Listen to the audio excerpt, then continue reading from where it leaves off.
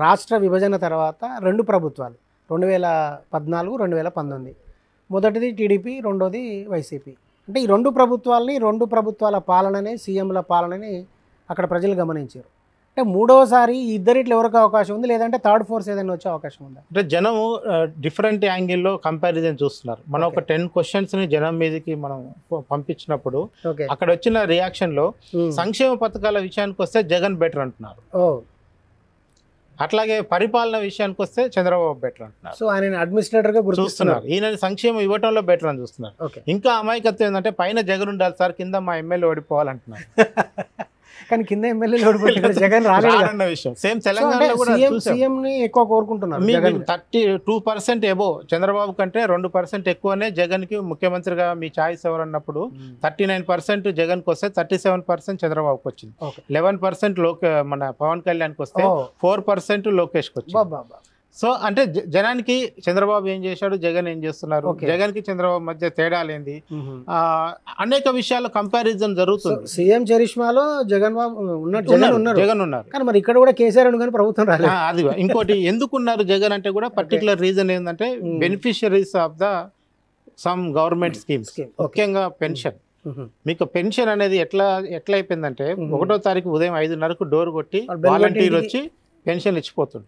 ఇది ఇప్పటివరకు ఏ స్టేట్ చేయట్లేదు. డోర్ డెలివరీ జరుగుతుంది, క్యాష్. ఓకే, కనీసం గతంలో ఏం చెప్పింది, మీకు మెసేజ్ వస్తుంది టింగ్ టింగ్ అని చెప్పేవాళ్ళు.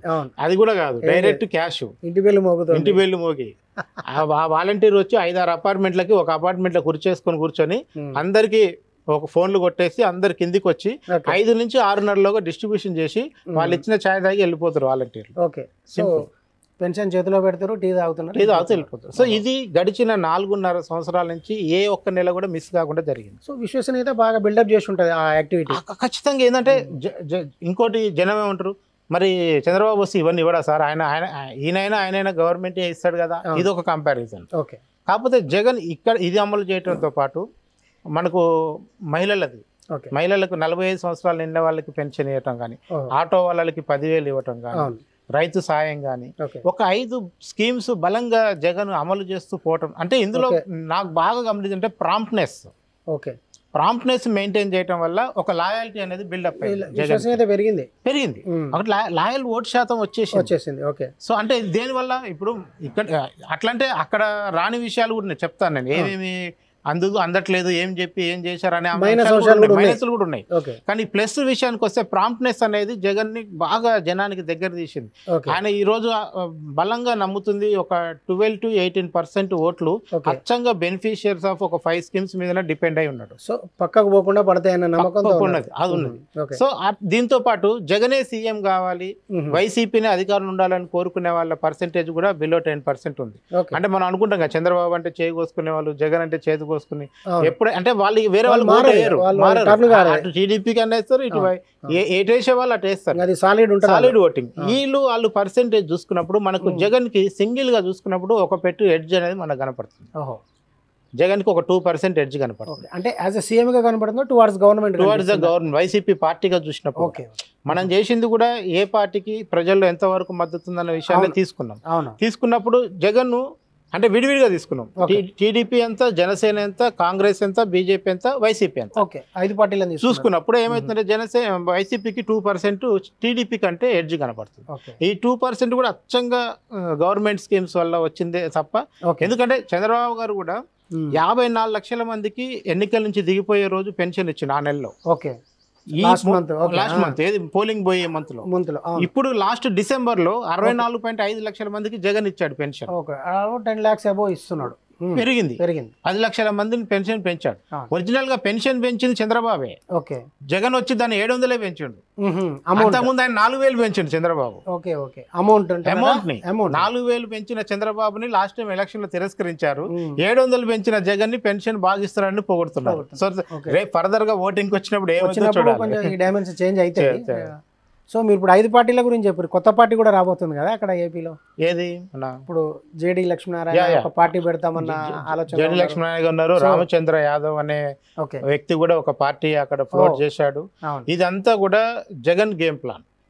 అంటే JD Lakshminarayana Jagan game plan. ఎందుకు జరిగిన సిబిఐ కేసు వాళ్ళ మధ్యన జరిగిన పర్సనల్ వార్ ఒక విధంగా ఇన్స్టిట్యూషనల్ వార్ మన ఇది అఫీషియల్ గా బయటికి చెప్పొచ్చు లేదో కానీ ఇన్ఫార్మల్ గా జరిగిన చర్చ ఏంటంటే చాలా మంది చెప్పుకుంటున్నారు జగన్ ఏదో తనకు హెల్ప్ చేయమని అడిగిండని ఆ తర్వాత జైలు లక్ష్మి గారు నేను ఇప్పుడు ఈ క్రమంలో నేను అట్లాంటిది ఏదైనా చేస్తా అంటే జగన్ డైరెక్ట్ పార్టీలో జాయిన్ కమ్మని లక్ష్మీనారాయణ గారిని కోరారు అనేది ఒక వార్త ఒక ఫీలర్ అయితే అక్కడ నడుస్తుంది ఆంధ్రాలో. లక్ష్మీనారాయణ గారిని డైరెక్ట్ గా పార్టీలోకి వచ్చి పార్లమెంట్ కు పోటీ చేయమని జగన్ అడిగారు. నాకు అన్ని కొత్త ఫ్రెష్ ముఖాలు కావాలి మీరు వస్తే బాగుంటుంది అని చెప్పారు. ఎందుకంటే ఆయన అందరినీ మారుస్తున్నాడు కదా. సో మీలాంటి ఒక ఫేస్ అంటే నేను వచ్చి మీ పార్టీ నుంచి పోటీ చేస్తే ఇక మనం ఏదో కేసుల విషయంలో రాజీ పడ్డట్టు ఉంటుంది, నేను రాను, నేను సపరేట్ గా. అయితే ఆయన పెట్టిన పార్టీ కూడా ఆయన అదే బలిజా జైలు లక్ష్మీనారాయణ గారు. ఎందుకు జైలు లక్ష్మీనారాయణ పెట్టిన పార్టీ వెనకాల జగన్ ఉన్నారనే ఒక ప్రచారం జరుగుతుంది ఏంటంటే ఈ రోజు మీరు చూడండి మనం ఇచ్చిన సర్వేలోనే టీడీపీకి 40% వస్తే జనసేనకి 11% వచ్చింది. సో 40+11 ఎంత అవుతుంది? 51 అవుతుంది. 51% అవుతుంది. జగన్ కి ఎంత వచ్చింది? 42%. అంటే ఇద్దరి మధ్య 9% తేడా. 9% ఇది నాట్ ఏ స్మాల్ థింగ్. ఒక 2-3% అంటే వేరియేషన్ ఎటైనా 5% దాటింది అంటేనే మీరు అర్థం చేసుకోండి ఇక అక్కడ గవర్నమెంట్. ఇప్పుడు జగన్ యొక్క గేమ్ ప్లాన్ ఏంటంటే కాపుల ఓట్లని వీలైనంత వరకు డిస్టర్బ్ చేయాలి. కాపుల్లో ఓసీలు ఉన్నారు, బీసీలు ఉన్నారు ఆంధ్రాలో. బలిజలు, చెట్టి బలిజలు, కాపులు, తెలగ ఇట్లా రకరకాలుగా విడిపోయి ఉన్నారు.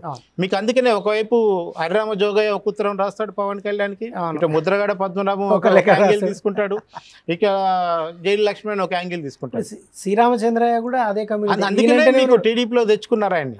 శ్రీరామచంద్ర టీడీపీ నుంచే ఇక్కడికి వచ్చింది కదా. ఇప్పుడు కేవలం బలిజ కమ్యూనిటీ ఓట్లు చీల్చకుండా ఉండడం కోసమే చంద్రబాబు మళ్ళా చక్రం తిప్పి శ్రీరామచంద్రని తీసుకొచ్చుకున్నారు. సో ఇప్పుడు రామచంద్ర యాదవ్ అనే ఒక అతను, పార్టీ పేరు కరెక్ట్ గుర్తు రావట్లేదు, కొత్త పార్టీ ఇంకా రిజిస్టర్ కాలేదు, అంటే మనకు రిజిస్టర్ కావట్లేదు కానీ ఆయన ఒక 25 సీట్లలో పోటీ చేస్తున్నాడు with for help to Jagan అనేది. అదే ఆయన బీసీ కాన్సెప్ట్. ఆయన బీసీ ఓట్లను చెల్లా చెదురు చేయాలి, ఈయన కాపుల ఓట్లను చెల్లా చెదురు చేయాలి. సో ఇట్లా ఏ రకంగా చూసినా చంద్రబాబు పవన్ కళ్యాణ్ కలిస్తే కూడా నేను ఓడిపోకుండా ఉండడానికి ఏమేమి మార్గాలు ఉన్నాయో అవన్నీ జగన్ చేయడానికి చాలా పకడ్బందీ ప్లాన్ చేసుకుంటున్నాడు. సో ఆ కోణంలోనే ఇప్పుడు జేడీ లక్ష్మణ్ గారి పార్టీని మనం చూడాలి. మన దగ్గర బరెలెక్కతోటి ఇన్స్పైర్ అయ్యి పార్టీ పెడుతున్నారని మనం అనుకుంటున్నాం. అంటే ఆయన ఇక్కడికి పోయినదేమో ఒక స్ఫూర్తిదాయకంగా ఉంది, ఒక సామాన్యమైన గర్ల్ దగ్గరికి వెళ్ళి ఇచ్చాడు. అది ఇక్కడ ఎంత లేదన్నా ఏ పార్టీ అయినా ఎన్నికల టైంలో రాజకీయం చేస్తుంది. అందులో మీకు ఎందుకు ఇవాళ ఆర్ కృష్ణయ్యకి హోల్ అండ్ సోల్ గా బీసీ ఓట్లని ఆయన బాధ్యత కింద ఇచ్చారు. ఎందుకంటే రాజ్యసభ ఇచ్చిందే అందుకు. జగన్ తెలంగాణకి ఆంధ్రాలో ఎందుకు రాజ్యసభ ఇచ్చాడని చాలా మంది అనుకున్నారు, కానీ అక్కడ బీసీ ఓట్లు ఈ రోజు 52 నుంచి 56% ఉంది. కులగన్న కూడా రేపు 19th నుంచి స్టార్ట్ అవుతుంది. సో రేపు తేలుతుంది బీసీల ఓట్లు అంటే తెలంగాణ లాగానే ఆంధ్రాలో కూడా 56% వరకు వచ్చే అవకాశం అయితే ఉంది. అందులో ముఖ్యంగా కాపుల ఓట్లు అనేది మనకు ప్రధానంగా కాపుల ఓట్లను బేస్ చేసుకునే పవన్ కళ్యాణ్ రాజకీయం చేస్తున్నాడు కనుక రేపటి ఎన్నికల్లో ఏ సీటు గెలవాలన్నా పవన్ కళ్యాణ్ టీడీపీ కాంబినేషన్ ఎంత చెడగొట్టగలిగితే అంత వైసీపీకి లాభం, బెనిఫిట్ అవుతుంది. ఈ గేమ్ ప్లాన్ లోనే జైలు లక్ష్మణ్ ఉన్నాడు, రామచంద్ర యాదవ్ ఉన్నాడు, ఆర్ కృష్ణయ్య ఉన్నాడు. ఇప్పుడు కాకపోతే చిన్న ట్విస్ట్ ఏంటంటే ముద్రగడ పద్మనాభం మళ్ళీ జనసేనకు పోతున్నాడని ఈ రోజు ప్రకటించాడు. నేను నా వైసీపీ వాళ్ళని ఎవరు నా ఇంటికి రావద్దు, నేను మీతో కలిసి ఉండలేను. అక్కడ కూడా వర్కౌట్ చేశారు కానీ అది జరగలేదు వాస్తవానికి. ముద్రగడ పద్మనాభం అనే వ్యక్తి కాపులకి అందరికి ప్రతినిధి కాదంటే ఎంతో కొంత కమ్యూనిటీని ఆర్గనైజ్ చేయడంలో ముద్రగడ పద్మనాభానికి ఒక సోర్స్ ఉంది.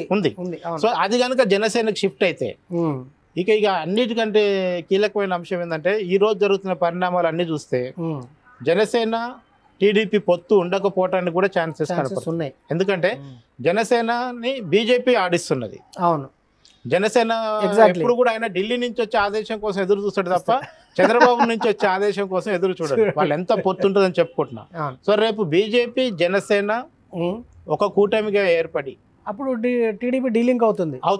బీజేపీ జనసేన కలిసిపోటీ. ఎందుకంటే చంద్రబాబు కనుక ఇండియా కూటమి వైపు వెళ్ళాలనే ఆలోచనతో ఉంటే జనసేన టీడీపీతో ఉండదు, క్లోజ్ అవుతుంది, అక్కడ డోర్స్ క్లోజ్ అయిపోతాయి.